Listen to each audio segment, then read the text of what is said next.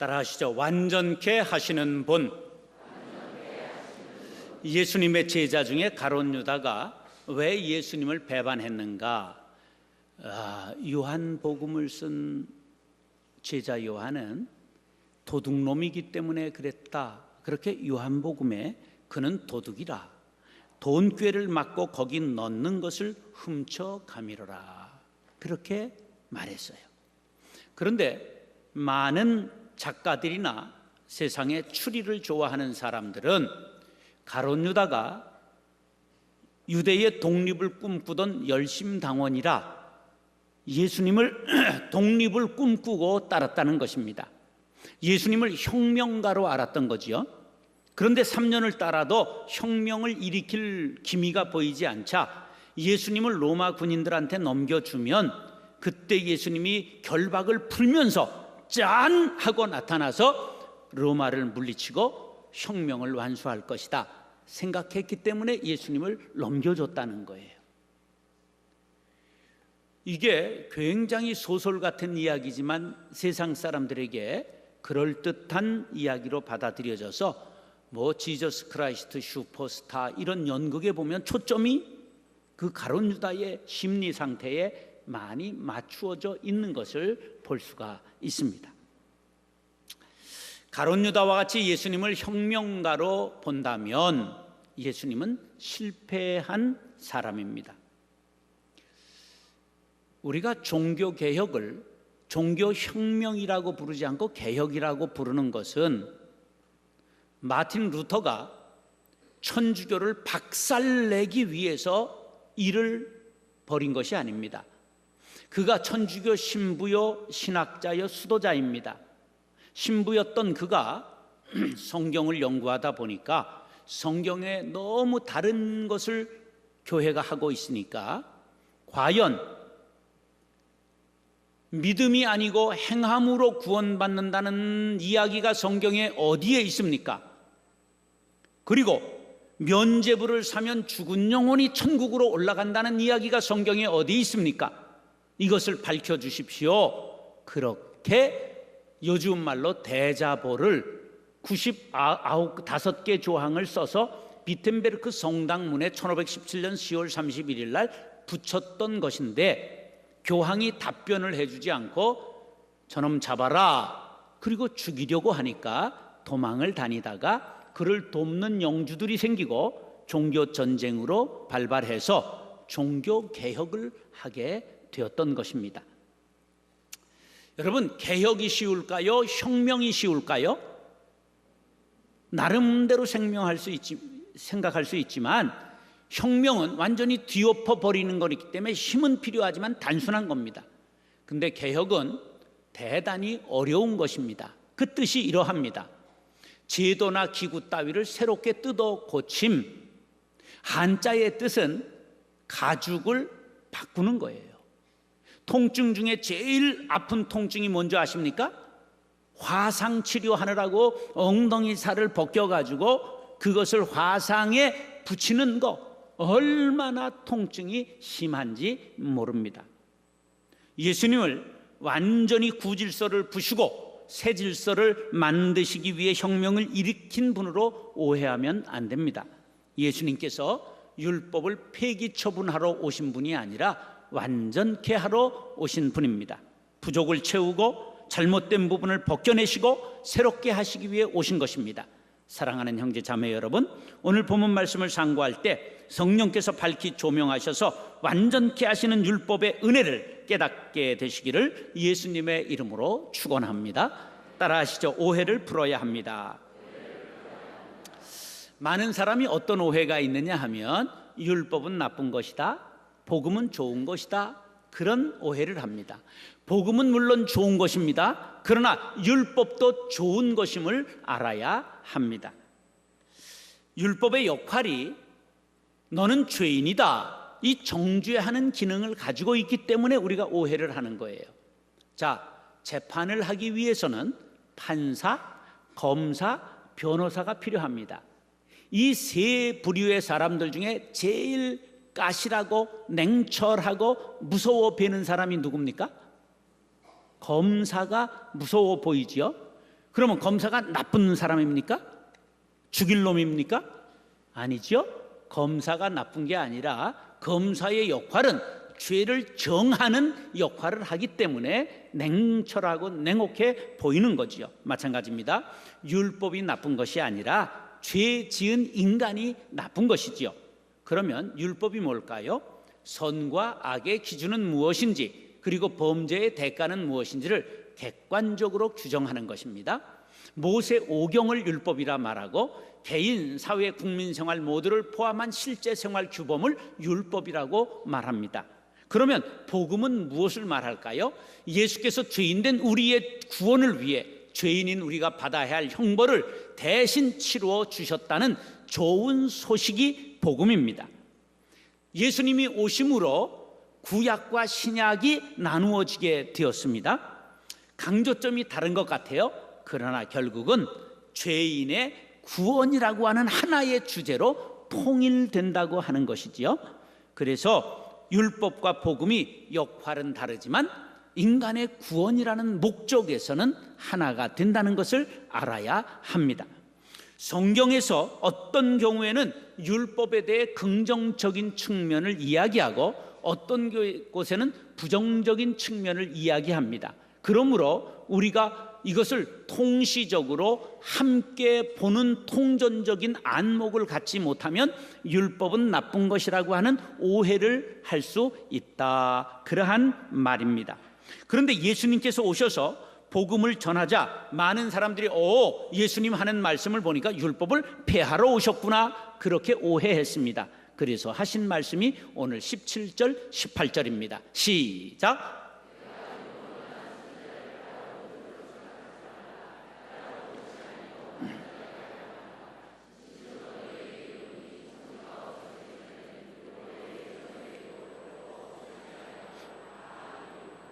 예수님께서 혁명가로 오셔서 율법과 선지서로 대변되는 구약을 파괴하려 오신 분이 아닙니다. 율법의 정신을 계승하고 완성하여 승화시키기 위해서 오셨습니다. 하나님의 계시는 점진성을 가지고 있지요.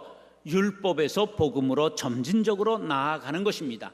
그러므로 율법 없이는 복음이 없습니다. 따라서 율법 없이는 복음 없다. 그래서 율법은 복음의 예표가 되는 것입니다. 예수님은 율법의 부족한 부분을 채우기 위해 오셨습니다.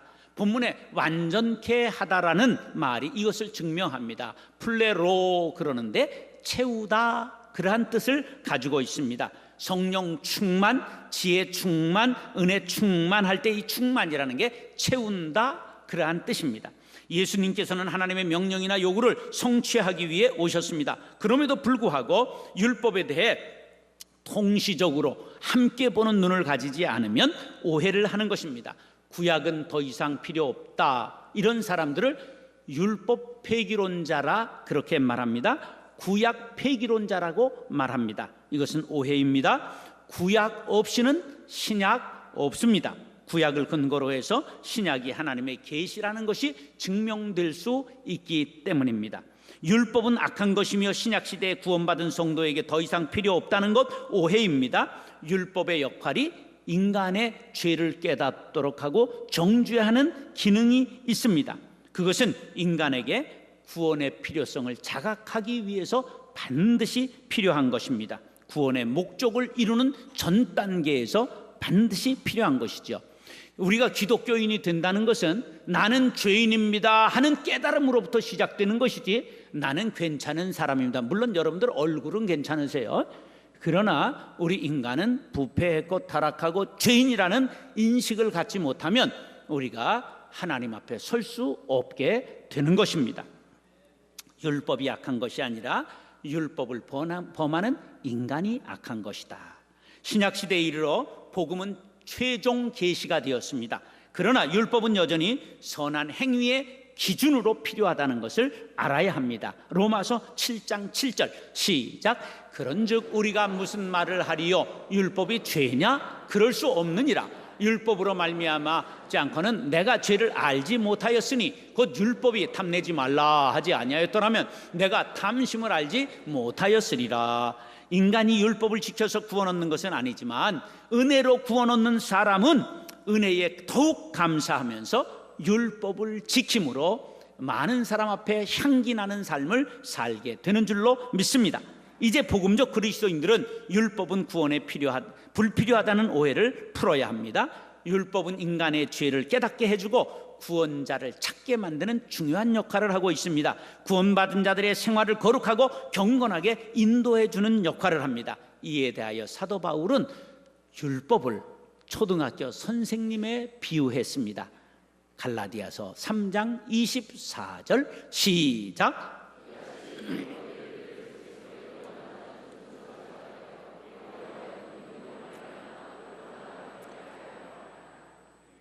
초등교사는 시시한 겁니까? 중요한 것입니까? 그렇습니다. 율법은 바로 중요한 것입니다. 우리의 죄를 깨닫게 해주고 복음으로 나아가게 만드는 초등교사의 역할을 하기 때문입니다. 사랑하는 형제 자매 여러분, 율법에 대한 오해를 풀고 구원의 은혜를 감사하면서 은혜를 잘 지켜 덕을 세우고 경건한 신앙생활로 주변에 거룩한 영향력을 미치며 사는 저와 여러분들 될 수 있기를 예수님의 이름으로 축원합니다. 따라 하시죠. 본을 보이며 가르쳐야 합니다. 유대인들이 율법이라고 할 때 네 가지를 생각합니다. 첫째, 십계명도 율법이요, 모세 오경도 율법이요, 성경 전체를 율법과 선지자 이렇게 이야기를 했습니다. 서기관들의 구전 율법을 또한 율법이라고 했는데 예수님 당시의 율법 그러면 저 구전 율법을 가장 중요하게 여긴 겁니다. 구전 율법이 뭘까요? 자, 구약 자체는 많은 말씀을 하고 있지만 세세한 조항을 말하지 않습니다. 그러니까 이 세세한 조항을 누가 만들었느냐? 서기관과 율법사들이 연구하고 만들었습니다. 그래서 이들이 얼마나 중요한 걸 많이 만들어냈는지 이런 겁니다. 사계명을 예로 들겠어요? 사계명이 뭐예요? 안식일을 기억하여 거룩하게 지켜라. 그러면 안식일에 노동을 하면 안 됩니다. 노동이 무엇입니까? 짐을 지는 겁니다. 그럼 짐이 무엇이냐? 규정을 내려야 돼요. 그래서 짐에 대한 규정이 이렇게 세워졌습니다. 마른 무화과 한 송이 무게에 해당되는 식물도 짐이다. 다른 것과 혼합하기 위하여 넣는 한 잔의 포도주도 짐이다. 한 모금으로 마실 수 있는 정도의 우유도 짐이다. 상처에 바를 만한 소량의 꿀도 짐이다. 어린 아이에게 바를 만한 양의 기름, 한 장의 세관 통지서를 쓸 만한 종이, 알파벳 2자를 쓸 만한 양의 물, 한 개의 펜을 만들 만한 갈대, 모두 짐입니다. 오늘 저 짐을 졌던 사람은 전부 안식일을 어긴 겁니다. 회개하세요. 끊임없이 토론하면서 이런 걸 토론했어요. 안식일에 등잔을 옮길 수 있는가 없는가? 안식일에 여자들이 브로치를 달면 되는가 안 되는가? 안식일에 의치를 꼈다 뺐다가 가능한가? 안식일에 의족을 다르면 되나 안 되나? 막 이런 걸 끊임없이 연구하고 토론하고 결정하는 걸 율법사와 서기관들이 한 거예요. 이런 것들을 엄청나게 세부 규정을 만들어서 재구전되어 내려오는 종합판이 뭐냐? 바로 탈무드가 그것이 전부 오래된 걸 종합한 이야기들입니다. 이것이 바로 정통 유대인들이 하나님을 섬기는 방법이었어요. 이에 대하여 예수님이 묘한 말씀을 19절에 했습니다. 시작.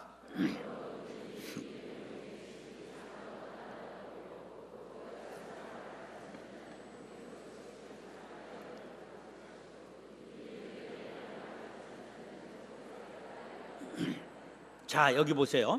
계명 중에 지극히 작은 것 하나라도 버린다는 말은 본래의 하나님께서 주신 의미, 그것을 버리는 자는 그런 뜻이에요. 하나님께서 우리들에게 주신 계명의 본래 의미는 뭐냐? 하나님 사랑, 이웃 사랑입니다. 이것을 저버리는 어떠한 것도 안 된다는 거예요. 그러면서 보세요. 이를 행하며 가르치는 자는 천국에서 크다. 그리고 이 의미를 저버리는 자는 지극히 작다 일컬음을 얻으리라. 근본 정신을 행하려 하지 않고 수많은 조항을 만들어 놓고 올무가 되도록 만든 것은 잘못이나 너희들 말로만 하면 잘못이다. 행하며 가르쳐야 한다. 뭐를 행하라고요? 하나님 사랑, 이웃 사랑을 행하며 가르쳐야 한다. 그런데 이 사람들이 너무 제도를 만들다가 제도를 악용하는 수준에 이르렀습니다. 그 대표적인 것이 예수님이 이들을 책망하신 고르반이라고 하는 제도입니다. 헬라어로는 도론이라고 말하는데 하나님께 바쳐진 예물, 구별된 제물을 뜻합니다. 이런 거예요. 야, 9월이 됐는데 왜 생활비 안 보내주냐? 그리고 어머니가 전화를 했어요. 그러니까 아들이 요번 달은 하나님 앞에 드렸기 때문에 생활비를 보내드릴 수 없습니다. 그러면 어머니가 오리 주둥이가 돼가지고 18, 19 그러면 하나님 앞에 범죄하는 거예요. 이게 고르반 제도야. 하나님 앞에 드렸습니다. 그러면 잔말을 말아야 돼. 그래서 내 부모를 공경하라는 제5계명을 바로 이런 제도를 만들어 놓고 악용했다, 그런 말이에요. 그러니까 종교라는 것이 잘못되면 이렇게까지 비뚤어질 수 있다는 것을 지금 시대에도 얼마든지 볼 수 있습니다. 그러므로 우리는 율법을 말로 하지 말고 본을 보이며 자녀들을 가르쳐라. 실천하여 이웃들에게 본을 보여라. 예수님이 그렇게 말씀하신 거예요. 법을 만들고 남에게 강요하고 무거운 짐을 지울 것이 아니라 행동으로 본을 보여야 합니다. 자녀들은 부모들이 말한 대로 살지 않고 본을 보인 대로 삽니다. 세상 사람들도 우리의 말을 듣지 않고 우리의 행동을 본다는 사실을 기억하시기 바랍니다. 예수님은 사랑으로 섬기셨습니다. 우리에게 본을 보여주셨습니다. 요한복음 13장 15절 시작. 내가 너희에게 행한 것 같이 너희도 행하게 하려 하여 본을 보였노라. 뭐를 보였다고요? 본을 보였노라. 할렐루야. 사랑하는 형제 자매 여러분, 예수님이 본을 보이시며 가르치신 대로 우리들도 말씀을 실천하여 가르치고 세상 사람들에게 본이 되는 삶을 살아갈 수 있게 되기를 예수님의 이름으로 축원합니다. 따라서 사랑을 담아 의를 행해야 합니다. 서기관과 바리새인들이 얼마나 신앙생활을 철저히 했느냐 하면 우리가 한 달에 한 번씩 교적 정리를 해서 허수를 없앱니다. 그래서 7월 말 현재 우리 교인의 수가 얼마냐 하면 14,201명입니다. 이렇게 정확하게 교인들의 숫자를 파악하고 있는 교회는 대한민국에서 우리 거룩한 빛 광성교회밖에 없습니다. 왜 교회에서 그렇게 거짓말을 하고 튀기는지 모르겠어요. 그런데요, 우리 14,201명의 교인들 중에서 제일 믿음이 좋은 사람을 꼽으라면 누굴 꼽을 수 있을까요? 그게 뭐가 그렇게 어려워요? 담임 목사지. 그런데요, 담임 목사라 할지라도 이 바리새인들의 발꼽에 때만도 못한 거예요. 이분들이 얼마나 신앙생활을 철저히 했느냐? 이렇게 했어요. 나는 1회에 2번씩 금식하고 또 소득의 11조를 드립니다. 제가 석 달 동안 지금 4kg, 5kg로 지금 감량을 하는데 막 이 배고픈 것이 말로 다 할 수 없고요. 막 기운이 팍 빠져가지고 이게 얼마나 설교하기도 힘든지 몰라요. 얼굴이 좀 갸름해졌어요? 이뻐요? 이건 이쁜지는 모르지만 이게 쓸데없는 지방과의 전쟁을 하는 거예요. 이 중앙정부하고 싸울 마음이 없어요. 저는 배들레 힘을 빼는 겁니다. 그런데요, 1회에 이 사람들은 2번씩 꼬박꼬박 금식한 거예요. 그리고 11조를 드렸다. 우리도 11조 해요. 근데 이들의 11조는 질이 달라요. 뭐냐 하면 성경에 보니까 박하와 회양과 근처에 11조를 드렸어요. 이건 텃밭에 있는 상추, 부추, 시금치, 쑥갓, 오이 전부 11조 드린 거예요. 전 생활 영역에 있어서 반드시 11조 했다는 거예요. 그런 사람 있으면 손 들어봐요. 부끄러워서 저도 내리겠어요. 그런데요, 그래도 예수님 앞에 책망받았잖아요. 왜 그랬을까요? 바로 중요한 것은 20절에 예수님이 이렇게 말씀합니다. 시작. 내가 너희에게 이르노니 너희 의가 서기관과 바리새인보다 더 낫지 못하면 결코 천국에 들어가지 못하리라. 우리보다 저 서기관과 바리새인들이 훨씬 의롭다는 거예요. 그런데 그들이 왜 책망받았어요? 그들이 의를 담지 않았다는 거예요. 의가 뭘까요? 바로 하나님 사랑, 이웃 사랑의 의의를 담지 않고 그들이 율법적으로 행했다, 그런 말이에요. 그래서 바로 정말 너희들의 신앙생활이 대단하다, 거기에다 사랑을 담아라, 거기다 믿음을 담아라, 거기에다 의를 담아라, 그런 의미로 뭐라고 그래요? 정의와 긍휼과 믿음을 버렸다고 책망하신 것입니다. 율법의 엑기스라고 하는 10계명의 정신을 예수님께서 10가지를 기억하는 머리 좋은 사람이 별로 없으니까 마태복음 22장에서 2가지로 요약하셨어요. 그것이 뭐예요? 첫째는 하나님 사랑, 둘째는 이웃 사랑이잖아요. 이것이 성경 전체의 계명이라는 것이에요. 이 율법 전체의 정신, 하나님 사랑과 이웃 사랑입니다. 그런데 하나님 사랑을 한 단어로 말해라, 경외, 그렇게 말합니다. 부모님 사랑을 한마디로 말해라, 뭐예요? 공경, 그러는 거예요. 선생님 사랑을 한마디로 말하고 뭐라 그래요? 존경, 그렇게 말하는 거예요. 그러면 우리가 이제 자녀를 사랑한다, 그건 뭐죠? 그건 돌봄입니다. 그런데 자녀 사랑을 섬김으로 하면 자녀들이 잘못되는 거예요. 바로 친구 사랑은 어떻게 하는 거죠? 우애하는 거예요. 그리고 가난한 사람을 사랑하는 걸 구제라고 말하고, 그리고 병든 자를 사랑하는 것을 긍휼이라고 말하는 것입니다. 이렇게 사랑은 대상을 따라 모습을 달리합니다.